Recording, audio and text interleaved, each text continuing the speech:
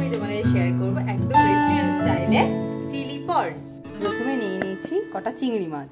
এবার এর মধ্যে দিয়ে দেবো সামান্য পরিমাণ লবণ, সামান্য পরিমাণ কর্নফ্লাওয়ার, হালকা হলুদ গুঁড়ো, জিরের গুঁড়ো, ধনের গুঁড়ো আর একটু কাশ্মীরি লঙ্কার গুঁড়ো আর একটা ডিম। দেন এটা খুব ভালো করে মিক্সড করতে হবে।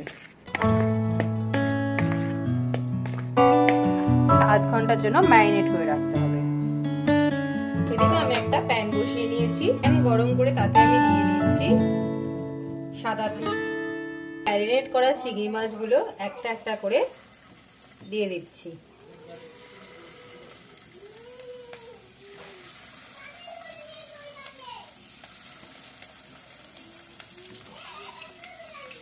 এক পিঠ ভাজা হয়ে গেলে খুব হালকা করে মাছগুলোকে উল্টে দিতে হবে।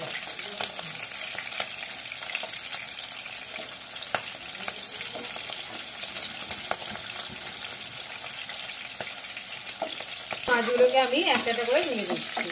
মাছগুলো যদি বেশি ভাজা হয়ে যায় তাহলে কিন্তু ভীষণ ড্রাই হয়ে যাবে মাছগুলো, ওই জন্য হালকা লালচে করেই ভাজতে হবে।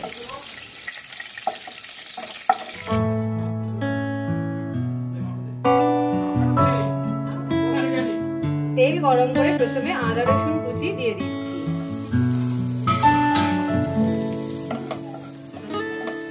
আদা রসুন কুচিটা এবার লাল হয়ে এসেছে। আমি এখন দিয়ে দেব কেটে রাখা ক্যাপসিকাম।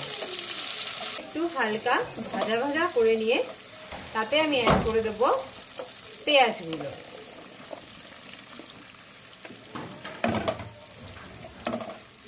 এবারে এর মধ্যে অ্যাড করব একটু আদা রসুন বাটা। সসের মধ্যে এখানে ইউজ করছি টমেটো সস, সোয়া সস আর দেব গ্রিন চিলি সস। এটাকে খুব ভালো করে নাড়াচাড়া করতে হবে। একটা বাটিতে আমি একটু কর্নফ্লাওয়ার জল দিয়ে, খালি জল দিয়ে একটু গুলে নেব। গোলার থিকনেসটা ঠিক এরকম হবে। এই মাছগুলো অ্যাড করে দেবো। এবার এইটা খুব ভালো করে একটু মিক্স করে নিচ্ছি।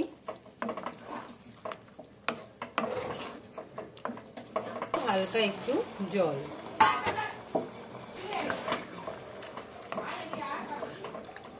একটু ঢাকা চাপা দিয়ে রেখে দেবো 5 মিনিটের জন্য। ঢাকাটা খুলে দেখছি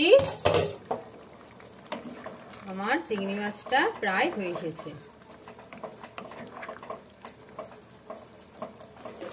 এই কর্নফ্লাওয়ারের জলটা মিক্স করে দিচ্ছি।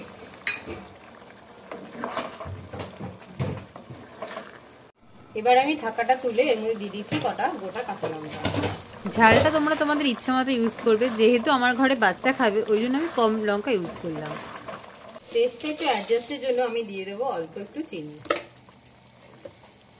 রেডি আমার চিলি পর্ন। ব্যাস রেডি আমার চিলি পর্ন।